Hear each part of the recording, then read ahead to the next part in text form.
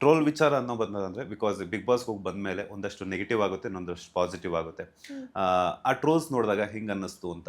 Because ಯಾಕಂತಂದ್ರೆ ನಿಮ್ಗೂ ಒಬ್ಬ ಮಗ ಇರ್ತಾರೆ, ಸೊ ಫ್ಯಾಮಿಲಿ ಅಂತ ಪ್ರತಿಯೊಬ್ಬರಿಗೂ ಇದ್ದೇ ಇರುತ್ತೆ. ಸೊ ನಾವಂತೂ ಸೋಷಿಯಲ್ ಮೀಡಿಯಾದಲ್ಲಿ ದಿನ ಬೆಳಗಾದ್ರೆ ಕಾಣಿಸ್ಕೊಳ್ಳೋಂತ ನಾವು ಈಸಿಯಾಗಿ ಆಕ್ಸೆಪ್ಟ್ ಮಾಡ್ಕೊಳ್ತೀವಿ. ಬಟ್ ಅವ್ರು ತಗೊಳ್ಳೋಂಥ ವಿಧಾನಕ್ಕೂ ಅವ್ರು ಮಾತನಾಡೋದಕ್ಕೂ ಏನು ಹೇಳ್ತೀರಾ ಅಂತ ಸರ್? ಓಕೆ, ನನಗೆ ಅದೇ ಟ್ರೋಲ್ ಪಾಸಿಟಿವ್ ಆಗೂ ಆಗಿದೆ, ನೆಗೆಟಿವ್ ಆಗೂ ಆಗಿದೆ. ನಾನು ಬಿಗ್ ಬಾಸ್ಗೆ ಹೋಗ್ತೀನಿ ಅಂದಾಗಲೇ ನಾನು ಎಲ್ಲರಿಗೂ ಮೈಂಡ್ ಸೆಟ್ ಮಾಡಿಬಿಟ್ಟಿದ್ದೆ. ಯಾಕಂದ್ರೆ ಒಂದಷ್ಟು ಇನ್ಸಿಡೆಂಟ್ಸ್ ನನಗೆ ಮುಂಚೆನೇ ಗೊತ್ತಿತ್ತು. ಯಾರೋ ಒಬ್ರಿಗೆ ಏನೋ ಒಂದೀಗ ಚಮಚನೋ ಉಸಿರುವಳಿನೋ ಏನೋ ಕೊಟ್ಟಾಗ ಅವ್ರ ಅಮ್ಮಂದ್ರೆಲ್ಲ ರಾತ್ರಿ ಎಲ್ಲ ಹಂಗೆಲ್ಲ ಆಗಿತ್ತಂತೆ. ನನಗೆ ಅದಕ್ಕೆ ವಿಷಯಗಳು ಬಂತು. ಸೊ ಅದಿದ್ದಾಗ ನನಗೆ ಏನೋ ಒಂದು ಆಗ್ಬೋದಮ್ಮ, ಯಾವುದೇ ಲೆವೆಲಿಗೆ ನನ್ನ ಬಗ್ಗೆ ಟ್ರೋಲ್ ಆಗ್ಬೋದು, ನೀವೆಲ್ಲ ಸ್ಟ್ರಾಂಗ್ ಆಗಿರಬೇಕು. ಯಾಕಂದರೆ ಒಳಗಡೆ ನನಗೆ ಬಕೆಟ್ ಅಂತ ಕೊಡ್ಬೋದು, ಅಂಡೆ ಅಂತ ಕೊಡ್ಬೋದು, ಏನೇನೋ ಆಗುತ್ತೆ ಬಿಗ್ ಬಾಸ್ ಅಂತ ಬಂದಾಗ. ಯಾವುದನ್ನು ಸೀರಿಯಸ್ ಆಗಿ ತೊಗೊಬಿಡಿ, ಟ್ರೋಲ್ನೆಲ್ಲ ತಲೆನೇ ಕೆಡಿಸ್ಕೊಡ್ಬಿಡಿ ಅಂತ ನಾನು ಫಸ್ಟೇ ಮೈಂಡ್ ಸೆಟ್ ಮಾಡೇ ಹೋಗಿದ್ದಿದ್ದು. ನನ್ನ ಮಗ ಸ್ಟ್ರಾಂಗ್ ಮೈಂಡ್ ಸೆಟ್, ಯಾಕಂದರೆ ಅವ್ನು ಸೋಷಿಯಲ್ ಮೀಡಿಯಾದಲ್ಲಿ ನೋಡ್ತಾನೆ ಏನೇನಾಗುತ್ತೆ ದಿನ ಬೆಳಗಾದ್ರೆ ಅವನಿಗೆ ಇದು. ನಮ್ಮ ಅಮ್ಮನೂ ಇವಾಗ ಸೋಷಿಯಲ್ ಮೀಡಿಯಾ ನೋಡೋಕೆ ಶುರು ಮಾಡಿಬಿಟ್ಟಿದ್ದಾರೆ, ರೀಲ್ಸ್ ಎಲ್ಲ ನೋಡ್ತಿರ್ತಾರೆ. ಅದಕ್ಕೆಲ್ಲ ನೋಡು ಇಷ್ಟೊಂದು ಹಾವು ಹಂಗೆ ಹಿಂಗೆ, ಅಮ್ಮ ಅದೆಲ್ಲ ಫೇಕು, ಎಲ್ಲ ನಂಬೇಡ, ಹಾಗೆ ನನ್ನ ಬಗ್ಗೆ ಏನೇನೋ ಬಂದರೆ ನೀನು ಅದನ್ನೂ ನಂಬೇಡ ಅಂತ ಅಮ್ಮನಿಗೂ ಮೈಂಡ್ ಸೆಟ್ ಮಾಡಿ ಹೋಗಿದ್ದೆ. ಸೊ ನಾವು ಅದನ್ನೆಲ್ಲ ಫೇಸ್ ಮಾಡೋಕ್ಕೆ ರೆಡಿ ಆದಾಗಲೇ ಇಂಥ ಶೋಗಳಿಗೆ ನಾವು ಹೋಗೋದಕ್ಕೆ ಸಾಧ್ಯ. ಅದಕ್ಕೆ ಹೆದರ್ಕೊಂಡು ಕೂತ್ರೆ ನಾವು ಮನೆಯಲ್ಲೇ ಇರಬೇಕು. ಇಲ್ಲಿ ಬಂದಾಗ ಏನಾಗುತ್ತೋ ಓಕೆ ನಾನು ಆಡೇ ಬಿಡೋಣ ಅಂದ್ಕೊಂಡೇ ಬರಬೇಕು ಹಾಗಾಗಿ ನಾನು ಒಳಗಡೆ ಬಂದಿದ್ದೆ. ಕೆಲವೊಂದು ತುಂಬ ನಂಗೆ ನಗು ಬರುತ್ತೆ, ಕೆಲವು ಟ್ರೋಲ್ಸು ಎಲ್ಲ ನನಗೂ ಅಶ್ವಿನಿಯವ್ರಿಗೂ ಶಾಪ ಹಾಕೋದು ಊರು ದೃಷ್ಟಿ ತೆಗೆಯೋ ವಿಚಾರ ಕೂಡ ಸಾಕಷ್ಟು ವೈರಲ್ ಆಯ್ತು. ದೃಷ್ಟಿ ತೆಗೆಯೋದು ಕೆಲವೆಲ್ಲ ಕ್ಯೂಟ್ ಆಗಿತ್ತು, ಕೆಲವೆಲ್ಲ ಪಾಸಿಟಿವ್ ಆಗಿತ್ತು, ಇನ್ನು ಕೆಲವು ತುಂಬ ನೆಗೆಟಿವ್ ಆಗೂ ಇರುತ್ತೆ. ಬಟ್ ಅದನ್ನೆಲ್ಲ ಫೇಸ್ ಮಾಡೋ ಧೈರ್ಯ ತಾಕತ್ ನನಗಂತೂ ಇದೆ. ಮನೆಯವ್ರಿಗೂ ನಾನು ಮೈಂಡ್ ಸೆಟ್ ಮಾಡಿಬಿಟ್ಟಿದ್ದೆ, ನಮ್ಮ ಅಣ್ಣ ಎಲ್ಲರಿಗೂ ಹೇಳಿದ್ದಿದ್ದರಿಂದ ಅವರೆಲ್ಲ ತುಂಬ ಸಪೋರ್ಟಿವ್ ಆಗಿದ್ದಾರೆ. ಯಾರು ಏನು ತಲೆ ಕೆಡಿಸ್ಕೊತಾ ಇಲ್ಲ ಟ್ರೋಲ್ ಬಗ್ಗೆ. ಎಸ್ ಮ್ಯಾಮ್, ಇದ್ರ ಬಗ್ಗೆ ಮಾತಾಡ್ತಾ ನೀವು ಇನ್ನೊಂದು ಹೇಳಿದ್ರಿ, ಬಕೆಟ್ ಆಗಿರ್ಬೋದು ಚಂಬು ಅನ್ನೋದು. ನಿಮ್ಗಿಂತ ಮುಂಚೆ ಬಂದಿರೋ ರಿಷಾ ಅವ್ರು ನಿಮ್ಗೆ ಬಕೆಟ್ ಚಂಬು ಅಂತ ಹೇಳ್ಬಿಟ್ಟು ಹೇಳ್ತಾರೆ, ಅದಕ್ಕೆ ಏನು ಪ್ರತಿಕ್ರಿಯೆ ನೀಡ್ತೀರಾ ಅಂತ? ಇಲ್ಲ, ನನಗನ್ಸುತ್ತೆ ರಿಷಾ ಬಗ್ಗೆ ಮಾತಾಡೋದೇ ನನ್ನ ಎನರ್ಜಿ ಟೈಮು ಎಲ್ಲ ವೇಸ್ಟು ಅಂತ. ಯಾಕಂದರೆ ನಾನು 4 ದಿವಸ ಆಕೆನ ಮಾತಾಡಿಸ್ತಾನೆ ಇರಲಿಲ್ಲ. ಸೊ ಅಂಥ ಒಂದು ಪರ್ಸ್ನಾಲಿಟಿ ಬಗ್ಗೆ ಏನೇ ಕಮೆಂಟ್ ಮಾಡಿದ್ರು ನಾನು ಚಿಕ್ಕವಳಾಗ್ತೀನಿ ಅಂತ ನನಗನ್ಸುತ್ತೆ. So I don't want to talk. Okay, ಈಗ ರೀಸೆಂಟಾಗಿ ಧ್ರುವಂತಗೂ ಮತ್ತೆ ನಿಮ್ಗೊಂದು ಆಗುತ್ತೆ ಅಂತ ಒಂದು ಸಂದರ್ಭದಲ್ಲಿ ಅವ್ರು ನೊಲ್ದಾಡ್ಕೊಂಡು ಮಾತಾಡುವಂಥ ಸಂದರ್ಭದಲ್ಲಿ ಅದು ಕೂಡ ಟ್ರೋಲ್ ಆಗುತ್ತೆ. ಸೊ ಅಶ್ವಿನಿ ಗೌಡರು ಎಷ್ಟು ಅಸಹ್ಯವಾಗಿ ಆಡ್ತಿದ್ರಲ್ಲ ಅಂದಾಗ ಏನೋ ಪ್ರಾಬ್ಲಮ್ ಇರಬೇಕು ಅನ್ನೋ ಆ ಟ್ರೋಲ್ ನೋಡಿದ್ರ ನೀವು? ನಾನು ಅದು ನೋಡಿಲ್ಲ, ತೋರಿಸಿ ಅದೊಂದು ಸಿಕ್ಕಿಲ್ಲ. ಇಲ್ಲಿ ನನಗೆ ಹೇಳಿದ್ರು, ನನಗೆಲ್ಲ ನನ್ನ ಮಗನೂ ಹೇಳ್ದ ಅದು ಸಿಗೋದೇ ಇಲ್ಲ, ನಾವು ಬರುತ್ತೆ ಅದಾಗೆ ಬಂದಾಗ. ನಾನು ಅದಕ್ಕೆ ಇವಳಿಗೆ ಹೇಳಿದೆ ಅದು ಏನೇನಾಗಿದೆ ಎಲ್ಲ ಸೇವ್ ಮಾಡಿಡು ಅಂತ. ಅದು ನಾನು ನೋಡಿಲ್ಲ.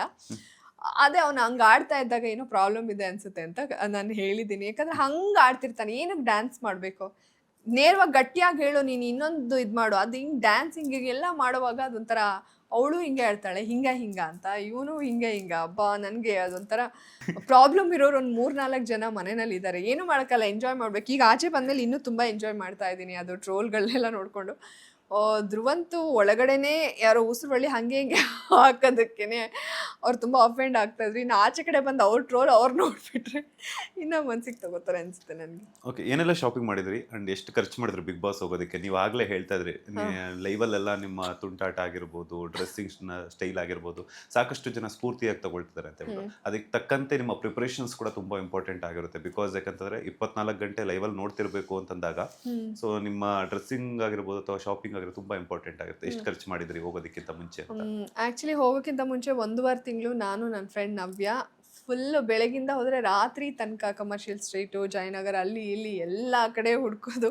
ನಮ್ಮ ಕಾರ್ ಅಂತೂ ಫುಲ್ ಆಗ್ತಿತ್ತು. ಇಯರಿಂಗ್ಸು ಅಲ್ಲಿ ಇಲ್ಲಿ ಯಾವ ಚೆನ್ನಾಗಿ ಕಾಣಿಸುತ್ತೋ ಅದು ತೊಗೊಳೋದು, ಯಾವ ಚೆನ್ನಾಗಿ ಕಾಣಿಸುತ್ತೋ ಅದು ತೊಗೊಳೋದು ಮಾಡ್ತಾ ಇದ್ವಿ. ಮತ್ತು ಎಲ್ಲ ಡಿಸೈನರ್ಸ್ನು ಮೀಟ್ ಆಗೋದು, ನಮ್ಗೆ ಇದೇ ಥರ ಬೇಕು, ಯಾಕಂದರೆ ಯುನಿಕ್ ಆಗಿರಬೇಕು. ನನಗಿಂತ ಅವಳು ತುಂಬ ಪರ್ಟಿಕ್ಯುಲರ್ ಆಗಿದ್ಲು ನವ್ಯ. ಅವರು ಅಬ್ಬಾ ಇವ್ರು ನಿಮ್ಗೆ ಎಷ್ಟು ಕೇರ್ ಮಾಡ್ತಾರೆ, ನೀವು ಬಿಡಿ ತುಂಬ ಲಕ್ಕಿ ಅಂತ ಹೇಳೋರು. ನೀವೇನು ಹೇಳೋದೇ ಬೇಡ, ಅವರೇ ಎಲ್ಲ ಹೇಳ್ತಾರೆ ನಿಮ್ಮ ಬಗ್ಗೆ, ಎಲ್ಲ ಅವ್ರಿಗೆ ಗೊತ್ತು. ನಂದು ಎ ಸೈಜ್ ಇದಾಗಲ್ಲ ಹಾಗೆಲ್ಲ ಅವಳೇ ಫುಲ್ ಇನ್ಚಾರ್ಜ್ ಅವಳದೆ. ಇವತ್ತು ನಾನು ಏನೇ ಚೆನ್ನಾಗಿ ಕಾಣಿಸಿದ್ರು ಅವಳೇ ಕಾರಣ. ಸೊ ನನಗೆ PR ಅದು ಇದೆಲ್ಲ ಸೇರಿ 4 lakhs ಆಯಿತು. ಬಟ್ಟೆ ಮತ್ತು ಅದಿದು ಆರ್ನಮೆಂಟ್ಸು, ಮೇಕಪ್ಪು, ಅದು ಎಲ್ಲ ಸೇರಿ, ಮತ್ತು ಸ್ಯಾಂಡಲ್ಸು, ಶೂ, ಅದು ಇದು ಶಾಪಿಂಗ್ ಅಂತೂ ಮುಗೀತಾನೇ ಇರಲಿಲ್ಲ.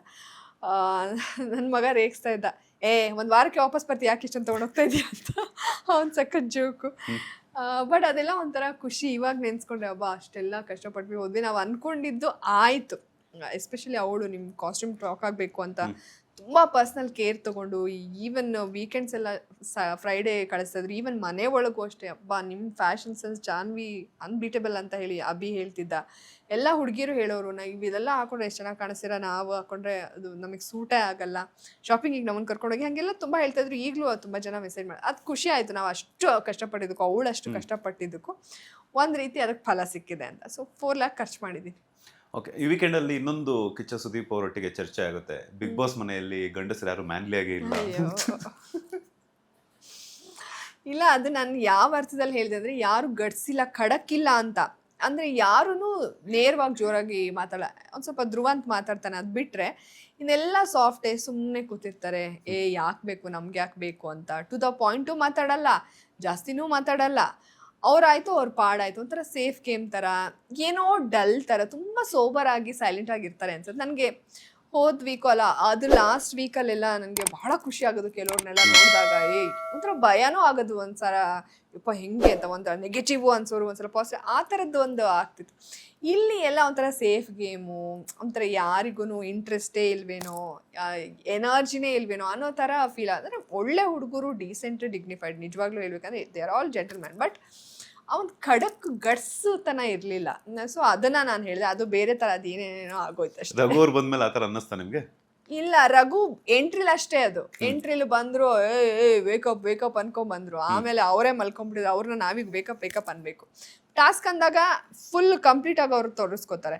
ಟಾಸ್ಕ್ ಏನೂ ಇಲ್ಲ ಅಂದರೆ ಸೈಲೆಂಟು, ಗಿಲ್ಲಿಗೆ ಜೋಗಳ ಹಾಡ್ತಾ ಇರ್ತಾರೆ. ಮೋಸ್ಟ್ಲಿ ಅದು ಹೇಳಿ ಈಗ ಒಂಚೂರು ಚೇಂಜ್ ಮಾಡ್ಕೊಳಂಗೆ ಕಾಣಿಸ್ತಾ ಇದೆ ನನಗೆ ಇದು ನೋಡಿದ್ರೆ. ಅದೇ ಯಾರೂ ಅಷ್ಟು ಜೋರಿಲ್ಲ, ಹುಡುಗಿರೇ ಜೋರು.